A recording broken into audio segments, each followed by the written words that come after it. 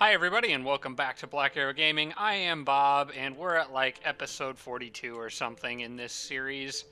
My 5th Age of Wonders 3 Advanced Strategy series. And holy smokes, you guys, in the comments, wow, there was a lot to go through this week. I really good ones too. I appreciate all the help and feedback you guys are giving me. I do apologize if I missed anyone in there.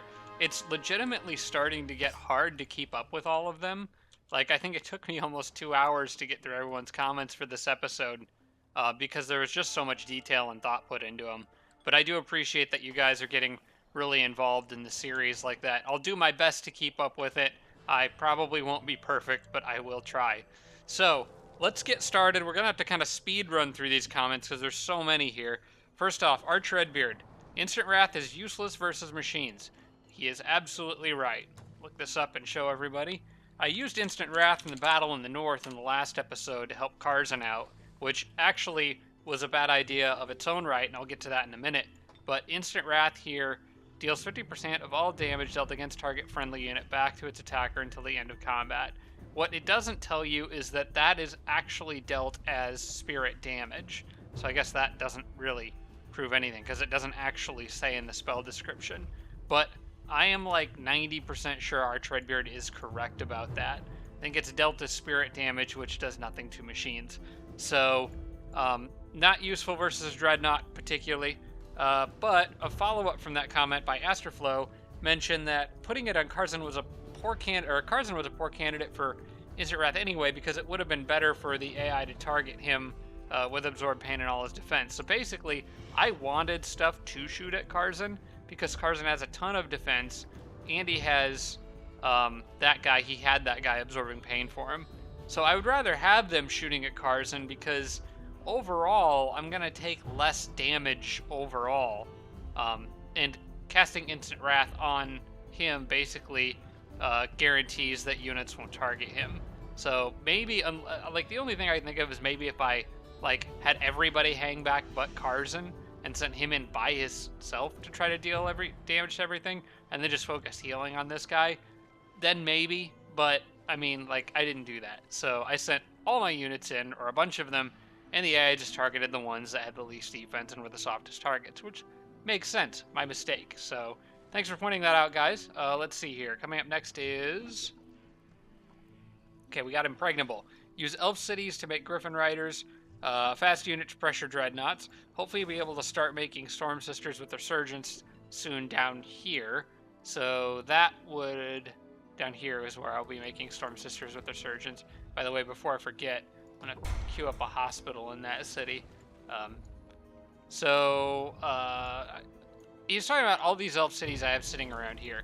The thing is, I think he was thinking some of them had Griffin Spires already. They actually do not. I checked Lunaris, Ordoron, and Frostmere, and none of them actually have Embrace Dark, or I'm sorry, not Embrace Darkness, the Griffin Spire yet, so can't make Griffin Riders at them. Of course, Arch Redbeard chipped in and advocated for Exalted, as he often does, and he hasn't really been wrong about that. Exalted had proved out to be pretty useful so far. But I think what I'm going to do with these cities is kind of continue business as usual in them. Frostmere may have... Well, no, Frostmere needs upgrades too. I think I'm still going to kind of build these up towards Grand Palaces, like when I stop making Storm Sisters in these. Because, like, you can never have too many casting points in this game. I always find myself using all of them on every turn without difficulty. So, plus they help cities grow, make them happier, they have more happiness events more often. I've already got a lot of cities producing some pretty good units. I don't feel like I need to make a lot more, like, right now. I've got 2 cities making Exalted every turn. I'm going to start making Lords of the Deep every turn. I do need to, actually, because the city's already upgraded, where is it? The city that I made for making Orc Impalers. I'm just going to spam a bunch of those and leave them in cities all over the map as, like, general defenders. Just to get in the way of the AI. Because these guys, like, I invested a lot in this city, and yes, I know it's a T1, but they're absurdly powerful for T1 units with all the buffs I'm getting from this structure, that structure, and this structure. So I kind of want to continue to take advantage of that. I'll talk a little bit more about this city in a little bit. Let's move on to Blurry Inner Vision. Let's see here. Ganon has a healing item to help with passive shrine repair, so that is worth keeping in mind. I was talking about repairing the shrine in the last episode and ended up using the Shrine of the Guardian Angel to do it, but Ganon does have this repair tools here that I made for him. I believe I made that for him, which can heal that shrine for 15 health every turn, which includes outside of combat on the strategic map. For the time being, the shrine doesn't really need to be with Ganon. He's got these other units, and the shrine also doesn't benefit from Ganon's resurgence, as far as I know, because it is considered a machine. So, but that being said, that is worth keeping in mind if I need to patch it up at some point. Paid Absolution adds 10 gold, base gold to the city income, which can scale up. This is something I asked about in the last episode. Let's see if we can find an example here. If I go underground, actually, you know what? This city I just cast Paid Absolution on. So I cast Paid Absolution on this city, and if I highlight gold, you can see it's getting plus 10 from, plus 30 base income. The gold mine, plus 10 from Paid Absolution, plus 15 from being happy. So I'm getting a 30% bonus from being very happy. The base income is 50, so 30% of 50 would be right about 15. Actually, I don't know. The math on that might work out a little differently. You guys can do the math on that if you're interested, but basically the idea was that the Paid Absolution bonus of 10 gold is taken into account before the happiness is added on, the bonus for happiness. So you actually get a little bit more out of Paid Absolution than what that plus 10 says, because the happiness is adding more on top of it. Interesting idea. You guys feel free to do the math on that yourselves if you are interested, because doing it in my head, off the top of my head, I'm not sure that seems exactly right, but I will try to remember to do that. I don't want to really just do math on camera because maybe that's not as much fun to watch, but the numbers were all right there, so you can check it out for yourselves if you're interested. Blurry Inner Vision, he had a bunch of comments. Okay, accidentally moved priests out of the city, making Exalted. Hubert Chow said the same thing. Suggested leaving them adjacent to the city. They are correct. I did not mean to do that. If I move them back and just leave them adjacent to the city, as Hubert said, which I think I was doing earlier, that won't happen again. I'll just be able to, they'll be in a separate stack from the stack that the Exalteds are being produced in. I have a new plan for these Exalted, by the way, so hopefully that'll come up here in a minute. But for the moment, Break Control could be worth it for Carsman. Could be worth it for Cars, and this was also mentioned by Casper Eklund. That is an option for you. I think both of these guys just leveled up, actually. No, maybe not. But, okay, so what is Break Control? Okay, I can get that. I think I'll go ahead and get that now. Carzan is a good candidate for Break Control, simply because he can't be mind-controlled himself. So it could help out in a situation.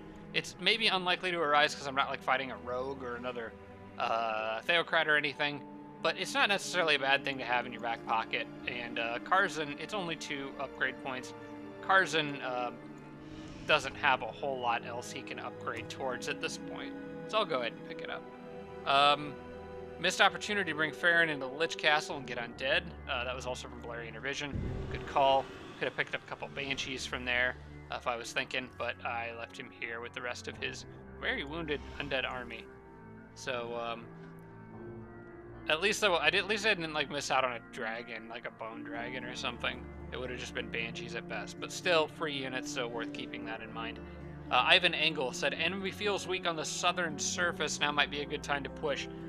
Storm Sisters could be paired with Sorcerers and later Lords of the Deep to take advantage of Thunderstorm. Let's talk about Thunderstorm again for a second here. So, Thunderstorm, as I mentioned, I think in the last episode, lowers enemies' shock, or gives enemies shock weakness. Storm Sisters are nice to combine with this because they already have shock resistance, so the Sorcerer units still aren't going to really threaten them with stun that much, but the Storm Sisters also get stun, so that amplifies how effective it can be against your enemies. So if I get the chance, I do want to send some Storm Sisters their way. In fact, I think I will send this one over there now and start moving her in that direction.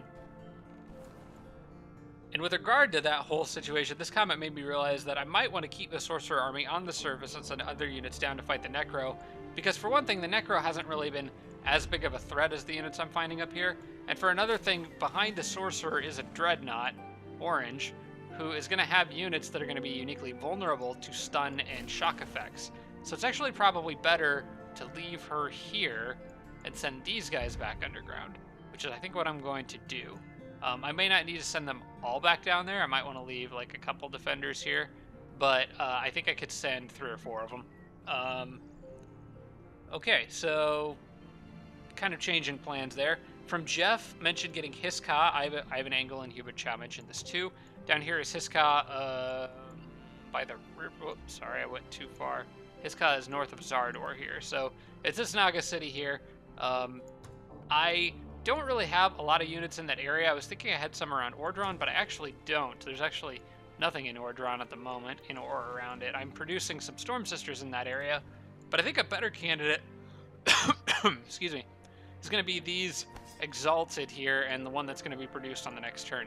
They could pair with some of the units I already have down in this area, which would include these guys, and they could all go north, grab those haste berries, and go cause some trouble. I already have some Exalted heading north, which would be these guys, I think, right here. No, he is heading north, which I don't know why. I'm going to move him one space this way since he's probably going to get those haste berries on the next turn. These guys are also heading north ahead of him. Plus, I'm making Goblin Exalted down here. So I'm going to have enough Exalteds in the north. So I may as well divert a couple to go east and underground. Plus, they would be great for dealing with the undead once they're done taking Hiska. So that is a great point. And I will be sure to do that. I've been kind of just letting Hiska sit there because I haven't really devoted any resources to it, but now I think is a good time to do so. Casper Elkin headed in, or no, sorry, one more from Jeff. Said build a road through the mountain range with this unit. I'm going to do that right now. That's a good idea. I'm going to move him. Whoop, crap. All right, that's fine. I was going to move him just a bit before doing that, but I'm going to try to connect this area up. I don't know if it's really, maybe I should have protected him with other units before sending him down there by himself. He might get killed, but that is a good idea. That's a good point to funnel units through. That's a decent choke point because mountains pretty much block everything else off in this area. So I would like to control that and have a road going through it. Let's see. Casper Elkin said use Purifying Burst to clear Static Shield when it comes up next time. I can try that. I actually never really thought about that. Static Shield is a combat spell, so I almost wonder if Purifying Burst may temporarily remove it only to have it come back again on the next turn. I'm not really sure, because normally you have to actually disjunct a combat spell for that to really work. But I'll try to keep that in mind. I don't know if Purifying Burst is something she can get right now. It probably is. Not Purifying Burst. Static Shield. It's probably in here somewhere, and I'm not...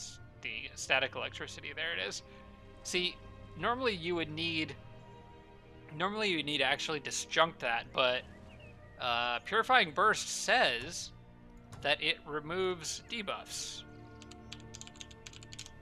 Let's take a look at it. Purifying Burst is a skill. Cleanses the battlefield with burst of energy. Dispel all buffs and debuffs from all units on the battlefield. Battlefield enchantments. Okay, so it says battlefield enchantments such as Massacres and Choking Flames are not affected, but those are battlefield enchantments that come from structures. So I don't know if it really applies to battlefield enchantments in the form that come from spells.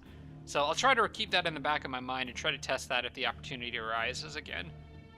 Hubert Chow said the city I'm building for Impalers isn't making anything. He suggested dispelling Embrace Darkness. I thought that would be a good idea.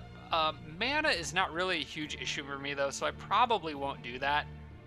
Plus, it might be nice to have it there in case I need to summon something here in the future. But like I said, I'm probably just going to make some more Impalers anyway and kind of spread them around the map and use them as cheap defenders for vulnerable cities. So I think I'm just going to leave that the way it is, but he is correct. There might be some cities with enchantments on them that I'm not using. So I'm glad he commented on that anyway, because like there may be some that are metropolises now that don't really need the growth buff anymore. I forget what it was called, but the buff that gives the Theocrat buff that gives growth to cities. I need to try to keep an eye on that. When cities become metropolises, if you guys notice something, feel free to remind me, because that definitely does need to be dispelled. So I'll try to keep that in mind. And then the final comment comes from Captain Cruz, who said that I can afford to be more aggressive with the Orc Exalted, remembering that they have a resurgence. He said that with reference to the battle that took place in the last episode up north with Karzan. That was... I was keeping my Exalted in the back and relying on Absorb Pain to protect Karzan. But to be honest, like, these guys have Resurgence, so I probably should be more aggressive with them anyway, just because if I'm not using them to sort of help protect and assist other units, and risking their own lives to do it, that Resurgence isn't really being utilized. So maybe I need to rely more on Karzan's defense to protect him. Casting Absorb Pain still isn't necessarily a bad idea, but basically use Resurgence is the point of the comment. Like, if you gotta use it. So, and that's it. That's all the comments. That was a lot to go through from last episode, so I apologize. It's like a almost 10-minute long comment section. But I wanted to try to get that all in there, and you guys can feel free to give me feedback. I know comments sometimes take up a significant part of the episode. I don't really know what balance you guys like between comments and gameplay. I've been trying to keep comments limited to at most 10 minutes. I think I went a little over with that here, just because there was so much. But, like, let me know what you think and what you like to see in these episodes. That all being said, let's do this. We got a lot to do. So one of the things, priorities for this episode, I want, and I think this was Captain Cruz, or it was either Captain Cruz or Asterflow. I can't remember for sure, so I hate to give credit to the wrong person. But this, or I should say, I hate to not give credit to the right person. But this city up here is another one that Aspasil might be worth targeting. I have units in the area. I think he mentioned I've got these guys up here that can help deal with it, and then I've got Ganon's armies down here. These guys up here, I really want to be more focused on dealing with these, cutting through these Dreadnought units and going after their capital. But last I saw the Dreadnought's leader, she was in this area, so that's a priority for Ganon on the next turn, is going up there. As for this area, I think... so I got units in that city to help deal with... Oh, yeah, I had units help capture that city, so I'm going to move those guys back into the same stack. I'm going to leave these guys here. I think I'm just going to leave everybody, like, right where they're at in this area. Just in case anything tries to sneak through. Although there really isn't anything that could sneak through now that I think of it. They would have to come past the city or through this river. I don't know if it's really worth defending that point anymore. It might be better off getting units more towards the front line. I'll wait at least one turn, because these guys are pretty much out of movement. But then I might rejoin these armies and have them come down to maybe guard that bridge instead. Or even move forward beyond that. So, worth thinking about that, I suppose. I'm going to leave all these guys where they're at. I've got my Cherub out here that just won't die. Hoping I can use him to find the Draconian capital, wherever that may be. I was thinking maybe this is it up here. The nice thing about this area is I can now fly onto some water. And there it is. There is the Draconian Dreadnought capital city. So having that marked on my map is helpful. I'm going to end my turn probably on... He doesn't have anything that goes on water, so I'm going to end my turn right here. And then continue exploring with him on the next turn. More armies require orders. That's more Storm Sisters. This area, I don't know enough about what's in here yet to know for sure what to do with them. I suppose... I don't know. I suppose I should move them out, because I'm going to take... I've got units here that could come back down in a pinch if I really needed them. I want these guys to get to the Sorcerer ASAP.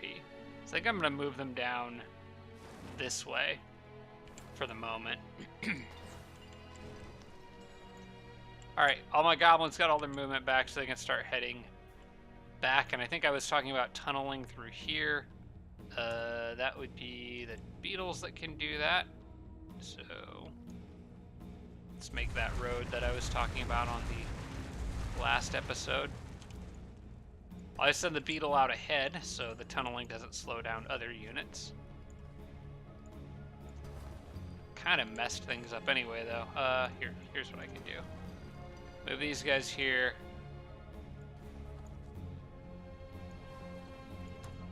Get them as forward as possible. Get everybody else as forward as possible. And then move them, reorient the stacks on the next turn if I feel the need to do so. Okay, these guys have already gone all the way around, so... Oh, well, I guess on the next turn. Actually, on the next turn, it might be shorter for this guy to path through there anyway. But this builder can come down and build the fort like he was originally planning to do. Okay, we got a cherub here. He is, okay, he's my scout. He needs to stay where he's at because he's watching for units moving through that northern underground path. These guys down here, the spiders don't threaten me. I'm just going to leave them in the city where they are. I don't see any reason to run out and attack those spiders. I'd probably be okay against them, but webbing can be a bit of a pain, and these guys have vulnerability to poison, so I'll just let them carry on. Maybe they'll harass the Necro or something, I don't know. I forgot about these cherubs that I had down here. They probably won't be particularly useful against the Naga, but they might be useful against the undead. In fact, I think the original plan was to scout with them, get them out towards the undead or Necro area and scout that area out across the lava lake, northeast and east. So I think I'm going to stick to that plan with them. They're not really so much fighters as they are scouts, but they can do decent damage to Necro units, so probably best to have them in that area anyway. These guys are going to hang out here for now, go on defense and wait for the Orc Exalted to show up, and then they'll be part of the group that goes after Hiska. This group here can, I think at the moment, like probably stay there. It's probably a good idea. I'm kind of relying on Ganon's army with their regrowth and resurgence to be able to handle whatever comes next, but I don't want to waste it on some small little battle either. So maybe what I could do, once the shrine catches back up with them, hopefully this thing keeps moving in this direction, they can go kill those armies, and then Ganon can go in for a bigger fight a little bit later. And I will keep that Exalted with him. These guys are all good where they're at for this turn, I think. And that is the end of the turn. So before I end the turn, there is a couple things I know that I need to do. For one thing, the city borders expanded. It is an elf city, so I want to put forests here. I have more than enough mana to spend on this kind of stuff, so may as well make sure that my elf friends are as happy as they can possibly be, and I think that is it. There's a tile there I could get, and that would be it without digging up roads, which I don't really want to do. And I gotta get the next spell ready to cast, which will probably honestly be Paid Absolution. I think I just want to get that up everywhere, and if I have the opportunity to cast it as opposed to something else, I probably should. And with that, that is the end of the turn. That was that was a lot to go over all at once. I think we're already like 20 minutes into the episode, but there's just so many things to cover right now. There's so much going on, so many little things happening in different areas of the map. One thing I do want to keep an eye on at the moment is this area around Asphasil. So, okay, it is the Bernhilda moving at this time.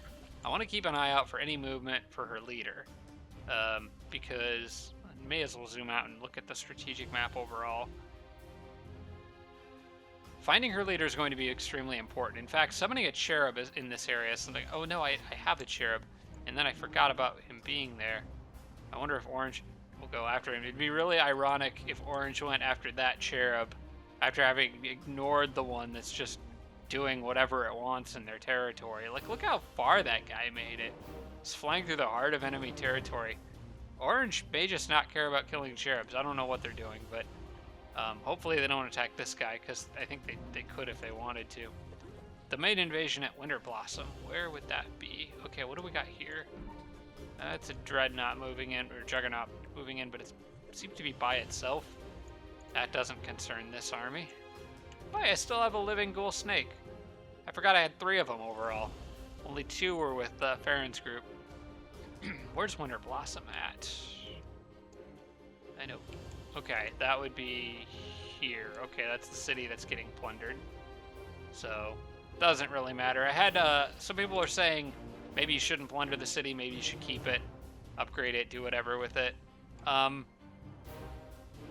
In this case, simply because I want Carson's army to kind of be on the move, and I don't really have other people to spare to defend the city right now, I'm going to stand by my decision to plunder it.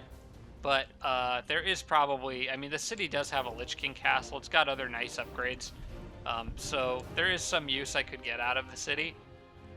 But it's just situationally, I don't think, advantageous for me to do anything but plunder it right now. Okay, got more orange units. Orange is starting to show up kind of in several different areas, but generally seems to be focused more on the northern half of the map rather than the southern, which surprises me because they control all this area over here. So I'm sort of surprised they're not coming like more through the sorcerer territory. I wonder if maybe this body of water here extends further up and they're just looping around it. I'm not really sure. Or their territory is just freaking huge and they got cities everywhere. It's possible. I mean, I know their capital was here with the river being here, but they probably control area all the way up through here. In fact, Cherryton being...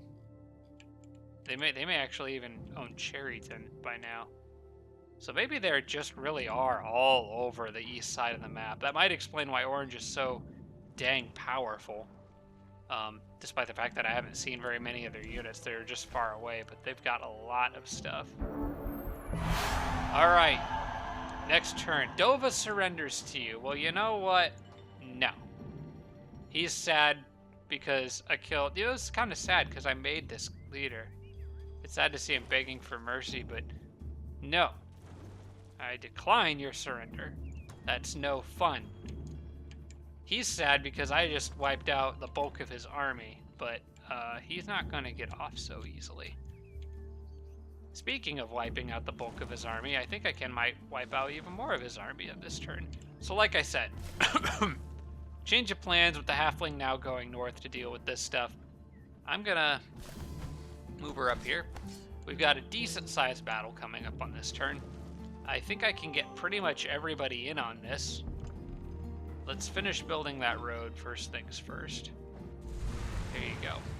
So I can move the Storm Sister up. So I can get her in on this. I can get these two in on this. I can get all these guys in on this. And there are more Storm Sisters in that stack, so that's definitely good. I think this is going to be the Sorcerer's backup group now. I want to get probably the Sorcerer here. I'll put this Storm Sister here and these Storm Sisters there. And in fact, I'll just break off those other Storm Sisters and send them with. And I'll send the Shrine with them, I guess. They're all devout. They can all help heal it. And then all these infantry and heavy hitters can go up here.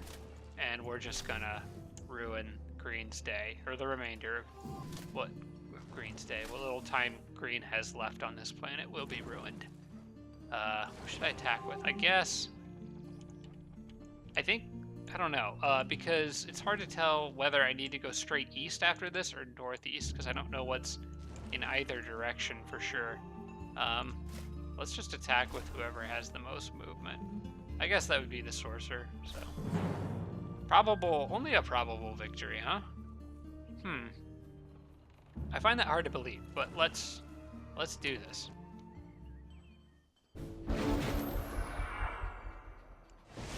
Okay, so there's Static Shield. I already have a chance to try Purifying Burst out and see what happens. I don't want to waste mana, but for science, I'll do it. Let's try Purifying Burst. It says target cannot be affected. Okay. Alright, so that basically... So there's two effects on these guys, one effect on those, and I would bet those have nothing to do with the Battlefield Summon. Or with the Battlefield Enchantment. For him, that would probably be the buffs. It'd be Fire Spit, Explosive Death, which he picked up from a structure. And for this guy, it would be Regrowth. Okay. So, Purifying Verse does not work to dispel that, unfortunately. You have to actually properly disjunct static electricity, which I am probably not going to attempt to do. What I am going to do is abuse Thunderstorm and Chaos Rift. So, let's get that party started. Now, they do have some units. Well, okay, they only have one unit that can actually stun me. The Human Sorcerer. The rest of these are actually not great units to have defending walls. So what I'm going to probably do is just hang out here for a second, maybe pressure them a little bit by throwing boulders at something. Like that piece of wall right there. You guys need to move a little bit. There you go. I'm just going to kind of pressure them. Oh, wait, the rock's getting in the way and making the boulder do less damage, which doesn't make a whole lot of sense now that I think about it, but I'm going to kind of not be really aggressive with anybody, leave most of my units out of the way of their long-range stuff, which can actually be a bit longer range if he moves. So let's back up. I'll focus on doing some healing. I have plenty of Storm Sisters to help with that, which are maybe all not really in the right area. Oh, they can help out down there. And I'll just try to leave units out of the way and rely on my spells to soften stuff up before I go running in. Alright, so you can heal him. You need to run as far this way as you can because there's units over there that need healing. That's another nice added benefit of having these Storm Sisters around. Just a ton of healing. The Sorcerer's Army was kind of lacking in that area earlier. Remember, that was one of the reasons why I was so bummed out about losing our Ice Queen earlier. But it's kind of working out. You know what? That guy could use healing from him, like, right now. I can't click. There we go. And let's see what they do. Oh no, Rabbit Burrows is affecting me.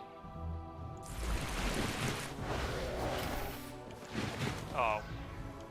And he spawned in kind of a lousy spot. That's okay. He is expendable.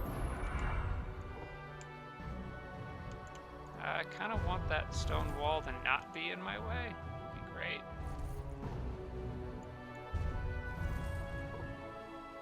There we go.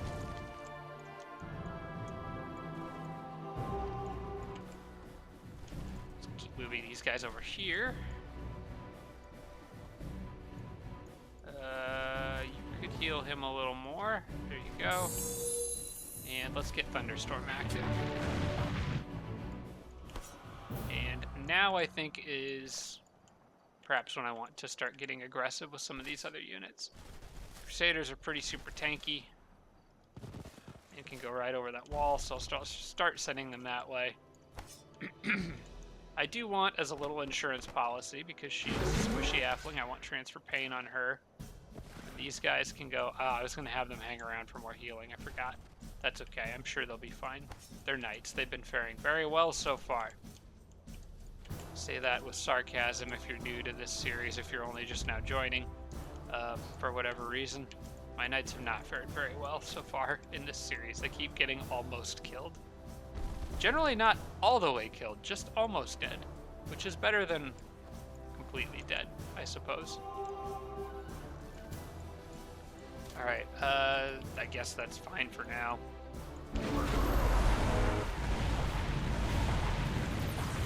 That is a lot of lightning from the heavens. I like it. Oh, you monsters. Oh, look who's back here and can be a little pain in the butt. Maybe I could even kill that trap. It might die from lightning. I could sprint, but I think it would be easier to phase. Get right behind him and get a little flank attack there. Oh no, it's stunned.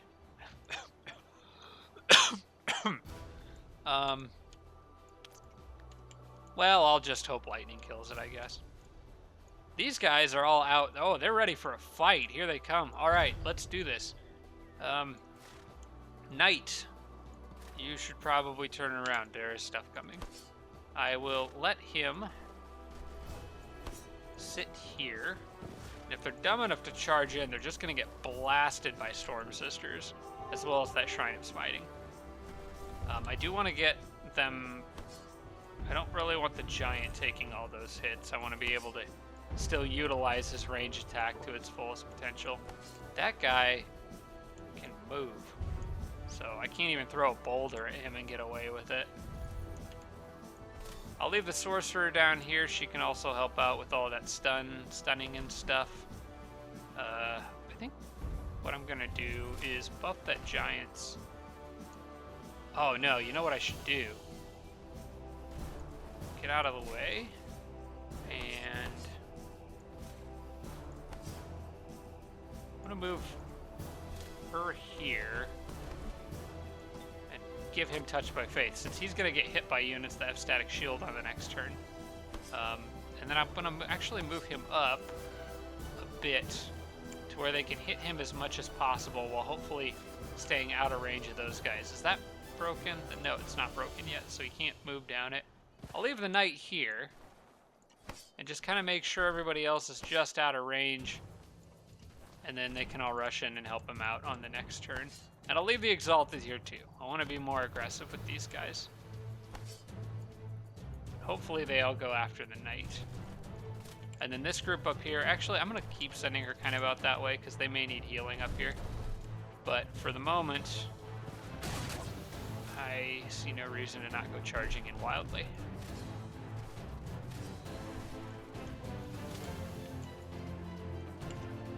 I just gotta be careful about Static Shield. It's really the only thing that is particularly threatening. Plus maybe whatever spells this guy decides to cast. Alright, let's see what happens next. Aw, I didn't kill the Treb like I was hoping. He's gonna get away scot-free.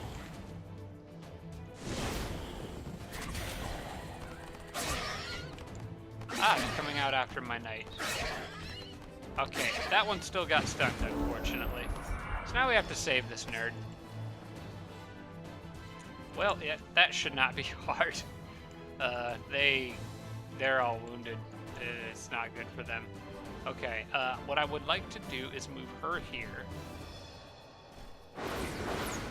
Like with her, then I can move her up and still do full damage.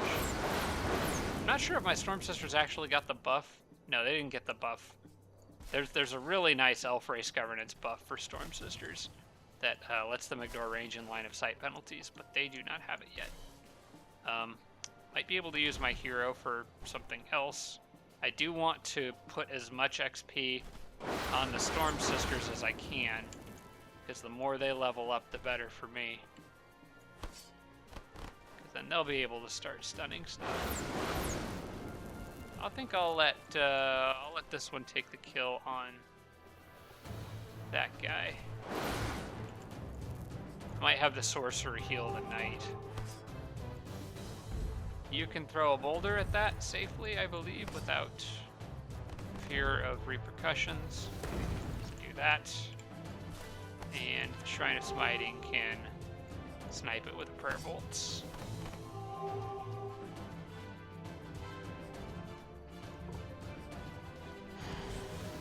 Alright, now you can move in and heal. Always gotta be healing those Knights. Alright, now up to here. We've got, well, I've got this guy on the wall. I think I'm going to use to open this gate while everybody else deals with stuff running out at me. So we got one Knight with static electricity charging me. I want to get this Knight backed up because he's pretty beat up. In fact, he could use some more healing. I got some Phantasm Warriors from Chaos Rift. They can move down in this direction. This Knight, you know what? I think I'm okay with him getting a devastating charge as long as he only hits something once. So probably generally need to back units up, but actually I don't know that I can do that because I've got to focus some resources on killing this flyer. So I think, you know, there has been some talk in the comments about using devastating charge, getting 2 hits versus 3. Like in this case, I could hit this thing 3 times with the Knight.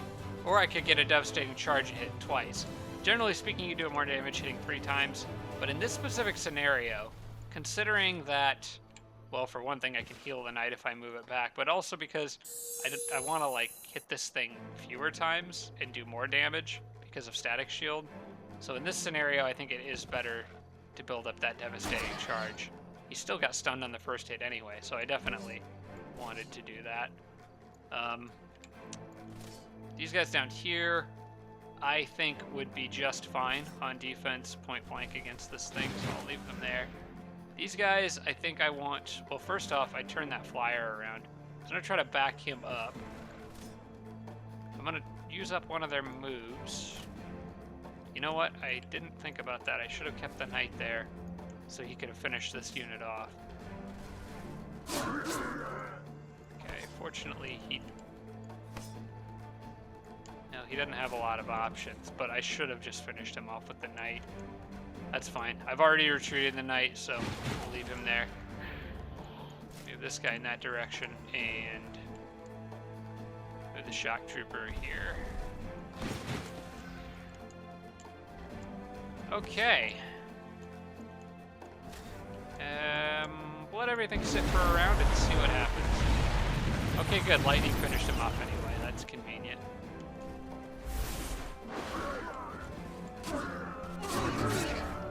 Oh, I thought they killed that shock trooper for a second. I was like, what the heck? That's a lot of damage out of nowhere. But he is stunned. I need to do something about that. Purifying Burst could be... You know what? Purifying Burst could still reduce... It could still eliminate stun. I mean, like, it won't eliminate Static Shield necessarily.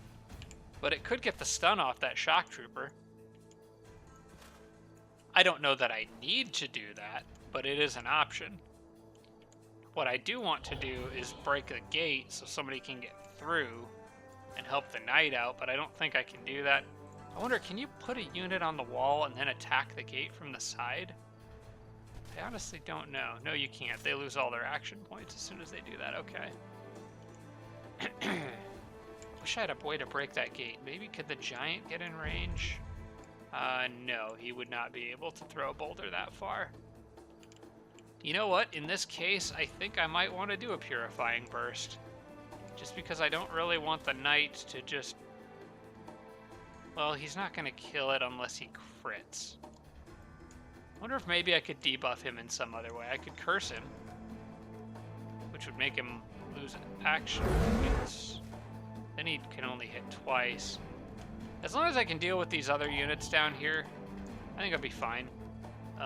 Speaking of those other units, I would like to... Oh, I'm just one space away from being able to hit that guy with the boulder. Alright, you need more healing. So let's do that. I might be able to... Let's move the sorcerer up. She may be able to get a hit in on something, maybe? No, she's also just too far away. Unless, does Doomgaze have extra range? Seems to me like, no, it doesn't. I think Doomgaze had extra range in like the original Age of Wonders, but not in this one. Yeah, I should probably just kind of charge with everybody here, I guess. More healing for the knight if possible. And everybody else just run forward. Yeah, let's just open this up. Unfortunately, don't have any units that can break it to allow other people through. Unless, here's what I could do. I'm gonna probably Purifying Burst anyway, just because they could shoot at the shock trooper and do some damage themselves. So let's do that. Or I could give him Rebirth. Which one is cheaper? Because I think both will have largely the same effect. Or I could always smite him. That won't work. Yeah, that won't work. Alright, Purifying Burst is 40. Rebirth is 40. I think, you know, he's the only unit at threat of dying. So I guess I'll just give him Rebirth. Just in case. of hate to spend 40 CP on that, but oh, they're gonna just dispel it anyway. Oh, they went for the units on the wall. Okay. Alright, well, here's the thing. You need to stop because you're causing trouble. Turn around. You guys probably should get off the wall. You're very damaged now. And go on defense. I need you to let people in.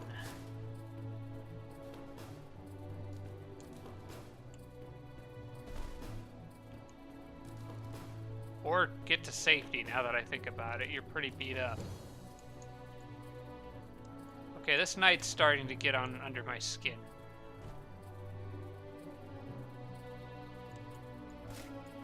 I could open that up for him. And let other units in. Actually, you know what? I think that is still the best play. Because if I open this, then I can get the knight over here in front of this guy. My sorcerer, I don't think, has enough to cast any other spells. No, she is out of casting points. She can probably deal with... Well, let's see. I've got more range on my stuff this time around. On my units. So let me see what I can do with these guys to help out. Move forward. And... Broken Spirit. I could maybe break his spirit. I'll take the longer shot on that guy. The boulder is probably better suited for the apprentice. Hopefully I can kill it with the boulder. No, probably not.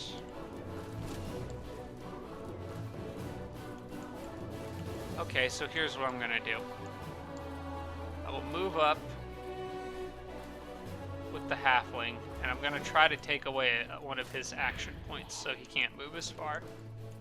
I'm gonna boulder this guy and hope that maybe one of my Storm Sisters can get enraged. Does this zap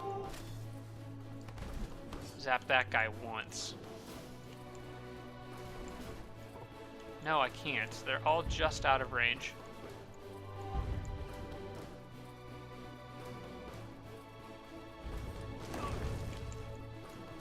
Like, I have options here to make sure that this battle doesn't end with a unit dying unnecessarily. It's just I'm trying to decide what the cheapest way of going about that is. So I want to kill this unit, but I also want to slow that guy down.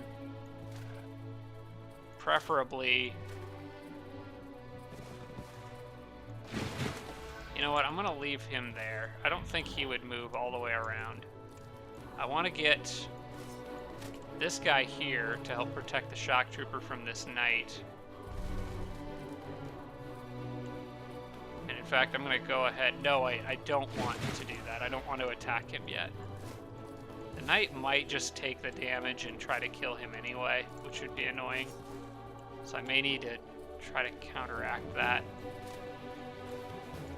I don't have a healing ability. I do have Slayer's Doubt. I could give him Rebirth again, or Regrowth. I could give him Instant Wrath. That probably wouldn't really solve my problem, though. And, of course, like I said, there's Smite, but... that low rolls, I'm not going to be able to kill the knight anyway. Although, you know what? The knight would die regardless, because the Phantasm Warrior would still hit it, so I'll Warcry him. Oh, and then I'll do a crit anyway, that's fine. Okay, so that knight's out of the picture. These guys by themselves won't kill the shock trooper. You can only hit him at most once. So, I think the best play is to make sure that these guys here die. So, let's do that.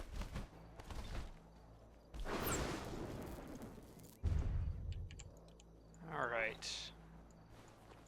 Now I think everyone is safe. Didn't really want to use casting points in this battle, but it kind of happened.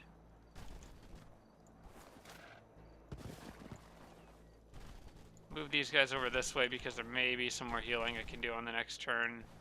That guy needs health.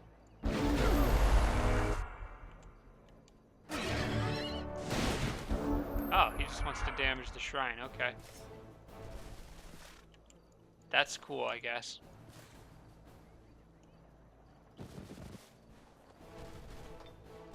Heal that man. And, oh, you're just a little too far away. Alright, well, I've got plenty of passive healing going on, so they'll patch up quickly. In fact, I'll just pair some more Storm Sisters with that other army. They'll be fine. Okay, sure you can probably heal somebody. Maybe, if anyone's in range. Not really. Well, let's just give the halfling some XP then, I suppose. How much damage would Doomgaze do this thing? It would not kill it. I want to give this kill to the halfling, I think.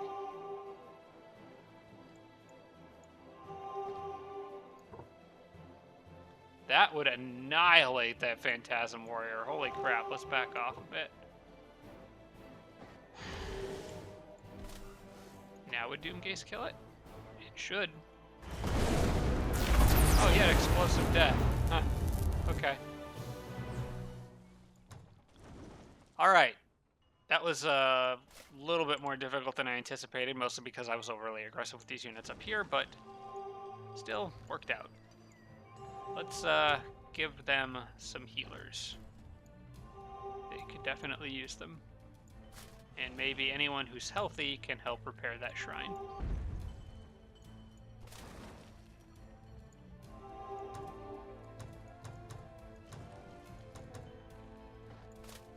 That will work. Okay, then I guess all of this crap can continue moving forward and causing trouble. It looks like, okay, so this is interesting. You can see these borders here. It almost looks like two separate cities, but there's no dotted line between them, which means that's all one big, massive city. I would bet you that's Green's capital right there. And it's probably right about here. So I think now is the time to just rush it as fast as I can. They're out of movement for this turn. Well, no, they're not quite. I can edge everybody up just a bit. But I would bet that is where their capital is. And hopefully if their leader's in the area, I might be able to get another kill here pretty soon. Okay, Goblin Exalted is done. Still waiting on Orc Shock Troopers, not Shock Troopers Exalted to catch up. That would be, excuse me, these guys here, which can grab the haste berries and then get underground. And just like that, our Exalted are all starting to come together. I have enough turns left. I'm not in any hurry for that giant quest. So for the moment, let's move these guys here and kind of just keep the Exalted together. And then when they're ready, I'll send a group of 6 of them out and we'll go take care of that giant quest. Black Lightning researched, trying to get stuff that I can get in one turn if possible. So let's get the cheap stuff. Maybe, or no, actually what I should do is get the most expensive stuff that I possibly can that can still be done in one turn. So like Hallowed Domain is probably a good choice, because if I get a research boost and it adds a whole bunch of extra research, then I may be able to get a bunch of cheap things all at once. So let's do Hallowed Domain next. Praise the Leader Festival, 270 gold, yay. Orc Exalted's done here. Now, like I said, with this group, they're gonna go down this way. In fact, these guys can hit that Shrine to the Fickle Mermaid and get a little bit of a head start. This one just has to fly straight that direction. I could probably, you know what? Let's just take this in out while I'm here. I mean, why not? Probable victory? It doesn't matter. I have Exalteds. And they all have Resurgence. The only thing that scares me a little bit is the dang Sun Guards. But they were kind of dumb and have them obviously in the back. They charge their Shredders forward. So I'm going to take advantage of that. Knock them out early. Warcry. Goodbye. And I have killing momentum. Now they do have guard breakers, so it's actually probably just as good for me to go after them as it is for them to go after me. I'm gonna do that. Isolate that one a little bit. Same thing down here. War cry. And you can actually damage the Mystic quite a bit.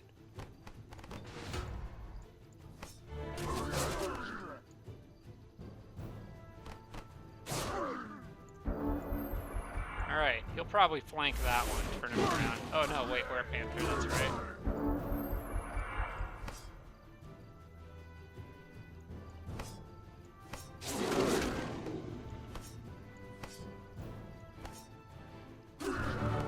Whoops, I thought you were dead. My bad. Let's solve that problem. You, after him. Then you, after him.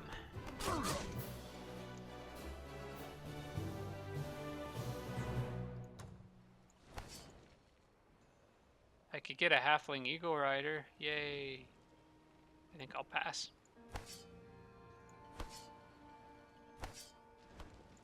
Alright.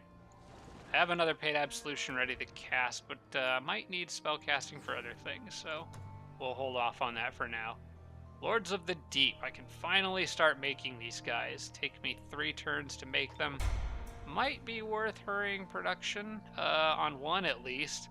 That'll lower city happiness by 100, but doesn't really matter because it'll still be a happy city.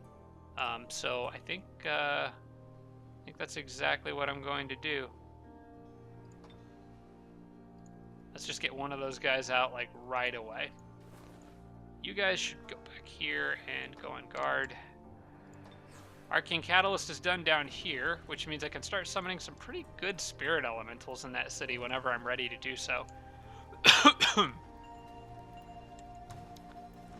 Master's Guild is finished. No, Master's Guild is in production. Okay. Making the builder after that. Let's see here. After that, I guess I'll probably want an observatory. What is it, Orc City? It's got Stables of Vigor. Probably won't use that. A little late in the game to be cranking out Black Knights or upgrading towards cranking out Black Knights, probably. Alright, hospitals queued up in this city. I think after that, I'm gonna want... Oh wait, the border's just expanded. Okay, excellent. So I can actually get the Forbidden Sanctum now. The Altar of Bound Souls. Why did the city's borders expand? I thought it had like 13 turns left to grow. Oh, it's because I finished the observatory. Duh. Okay. Well, that's nice. I still want that hospital, though. It'll buff the city's happiness up a bit higher. Which, when combined with more trees, which I'm going to do now before I forget, will be very nice. Maybe I can get it to the best possible happiness.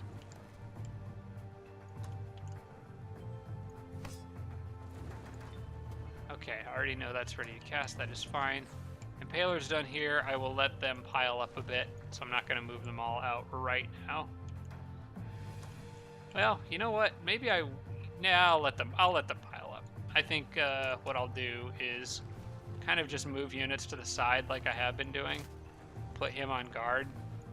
Let that go for a while, and then just send them all as one group, grab haste berries, and because I don't really want to micromanage that many units.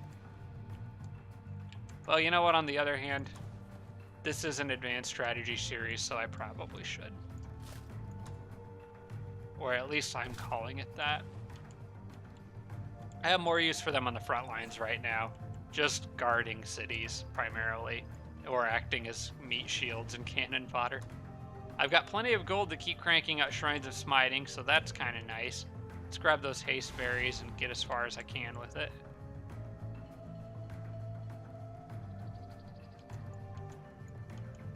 And I probably am making...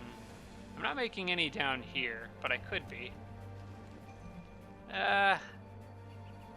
You know, I'm going to leave that city on merchandise, I think. In fact, whichever city's producing more gold income should probably be the one making merchandise. Hang on. Let's see which one is more productive if it's making merchandise. This city gets 147 per turn. This city gets 147 per turn. Okay, well, that doesn't help me out very much. This city is marginally closer to the front lines, I guess. I don't know. Maybe just slightly. I'll do this. Infinitely make shrines of smiting, please. Thank you.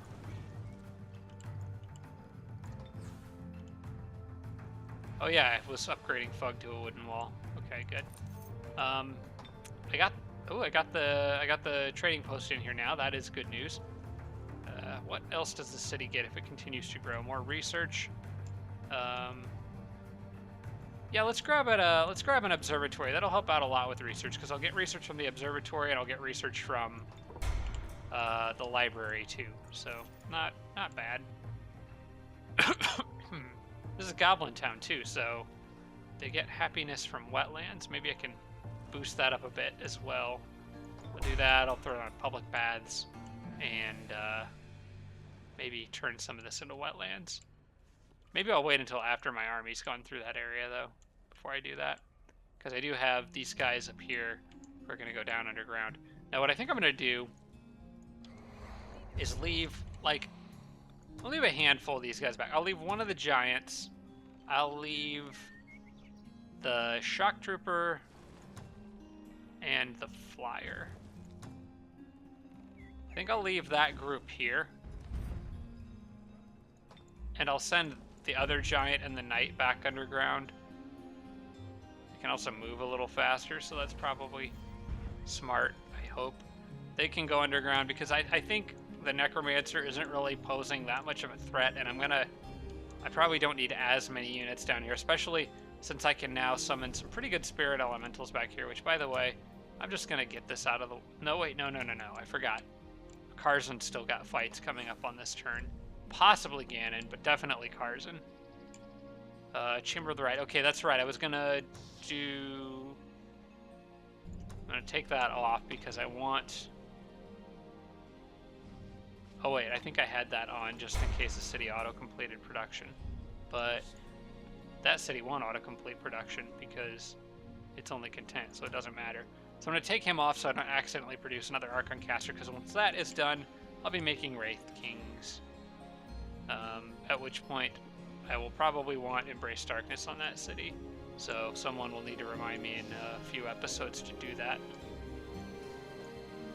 Alright, I don't have that many undead down here, and I do have one caster with them. I think where I need more undead healing is probably up here, so I'll send him up this direction.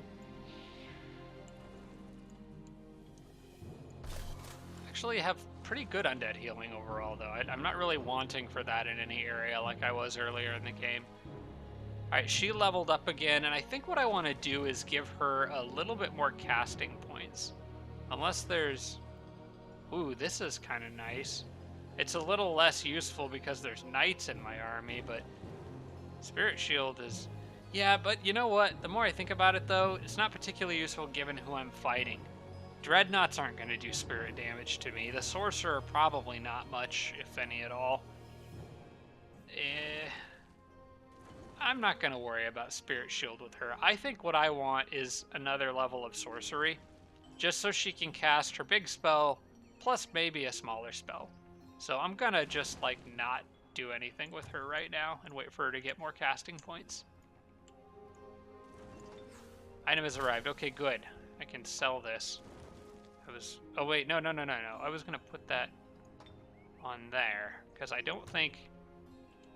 where's Diplomacy menu? I get so confused between this game and Planetfall. Does it say... Okay, so there's... Evil... Neutral, pure good, neutral. So, probably the only person that would matter against is the Necromancer. And she's probably not going to be fighting the Necromancer much. So I'm gonna, I'll just leave the torso item on her. I think I might keep Holy Champion on hand, just in case the Necro shows up. But for now, the torso item's probably better. least makes her more resistant to stun. Okay, another item has arrived. That would be her spicy food, fire breath. So, oh yeah, that's the reason I sent that to her, because that's an AoE stun basically on her, right? Master's Guild finished back here. Always want to continue queuing up something after if I can remember to do so. City's looking pretty good. I think I will want the Library of the Dark Arts in here eventually. The Enchanted Armory is not really as useful for this city, I don't think.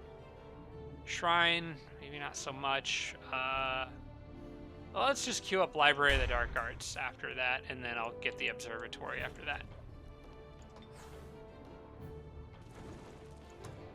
Oh, I accidentally struck the halflings with Chaos Rift and made them sad. Oh no.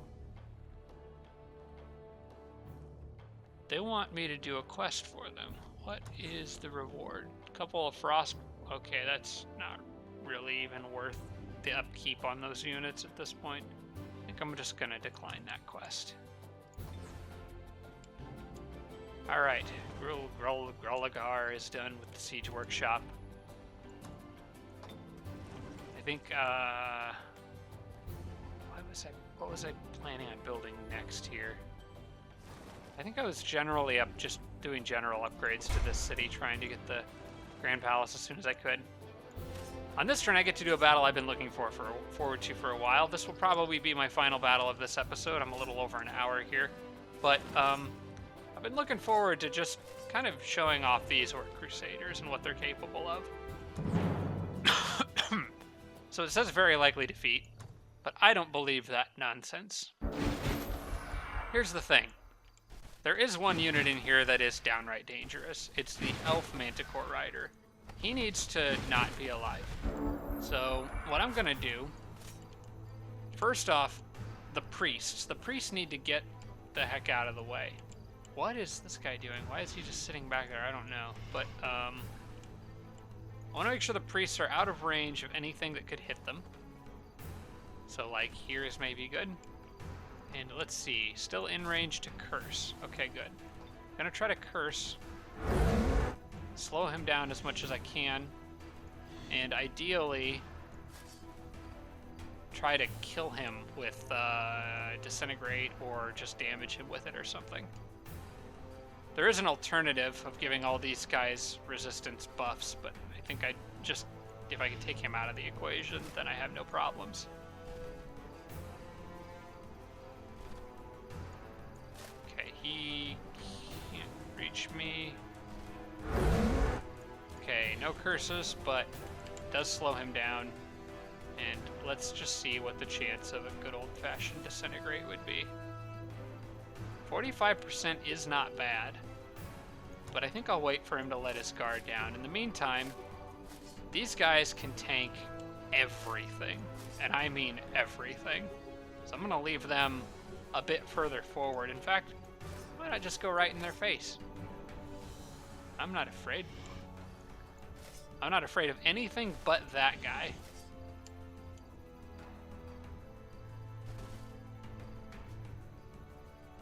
The only reason I don't know if I want to go too far overboard here is, for one, I might want to leave one of them with enough movement to move around. I kind of want to leave them grouped together a bit. What I don't want is that guy flying past them or flanking one of them or getting more than one hit in on them, which he might actually already get more than one hit in on them. Oh crap, moving him out of the way allowed them to get to more vulnerable units in the back. You know what? I am not going to play this game. I'm going to retreat these guys. Alright, you can just stay on defense. I think at this point, I may want to try disintegrating on that guy. Okay, I got a little lucky. So, with him out of the picture, the Crusaders are under absolutely no threat. What I'm gonna do is use these guys to come down here and kill this guy. They have killing momentum, so they can turn around and go back on defense. And that gets them off of him long enough to hopefully retreat this unit. This unit can actually just take the damage and run away. Where is the way out, though? It's in like a weird spot in this map. I think it's actually just at the bottom down there. I see arrows, but... So you can run away and heal yourself. You stay on defense. And... Ah, crap, he can catch up. Okay, you're gonna have to go off defense for a second. You can take the hit, just get back on defense. You guys hold ground.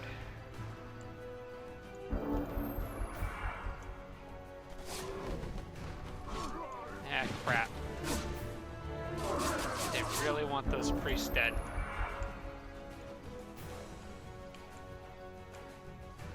I could curse him and slow him down now. Come on, this was supposed to be all about showcasing the Crusaders. It's Phalanx, he's got first strike, but I don't care. Oh, he didn't have killing momentum now. That's right, not everybody in this group did. They weren't all made. Some of these were made in my capital, so they don't have that. See, I just want to get...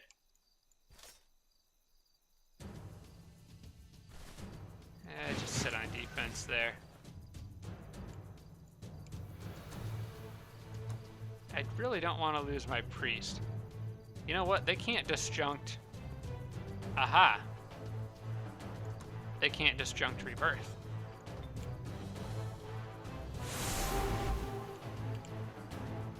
You, though, might want to get out of here. Curse that man. Slow him down.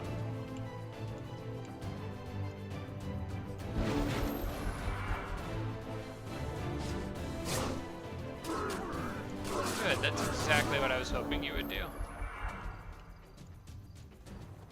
Run, run, run! He's so dang fast! Frickin' Tigrans. Alright.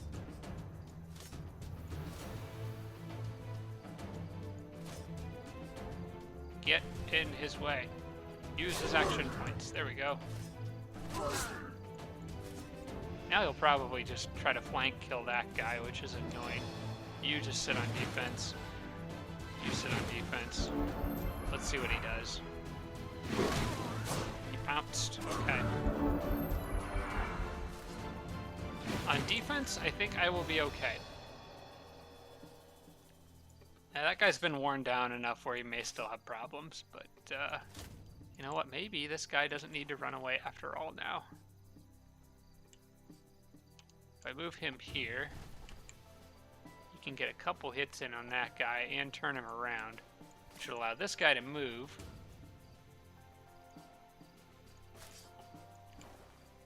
Can I kill him? Maybe. Not quite. Unfortunately. Do you have killing momentum? He does. Okay, so what I'm gonna do... Move here. Kill. Use up action points.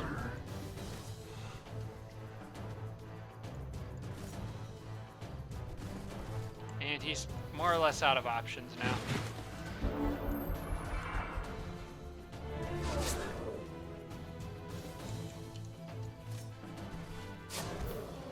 There we go.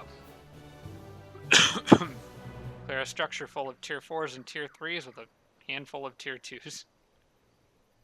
What would have been ideal, the whole reason I even brought these guys in at all, was to help deal with the high health Mana Core Rider. If he wasn't part of the picture and all I was doing was dealing with physical damage, I could have gone in with just those orcs, put them in a triangle formation, and just let them sit there. They would have been fine. Because Lifesteal and Tireless and all their defensive buffs work so well together. But in any case, I now have a lot more gold. Ooh, that's a nice item. I like that lucky horseshoe thing. I like 400 gold too, though. Oh, man. And it gives the unit high morale too. I think I gotta take that. That golden horseshoe is a very good item. I have no idea who to give it to, though. I better decide on this episode, though, because if I go to the next one, I'm going to forget those items are there. So let's catch up with Karzan and company over here, which didn't really see any action this episode. So Karzan has the lucky horseshoe. The halfling... Ooh, the halfling should get very lucky from this, I would think. She needs room in her inventory for it, though. You know what? I'm just going to sell the angelic robes. Make room in her inventory for that, because that's a really good item. In fact, I think I was thinking about sending Karzan's to her, possibly, but I'm just going to leave it on Karzan. Alright. So, before I forget, send this to the halfling, because that should give her very lucky, I think. And then send this to the necromancer, probably to be sold.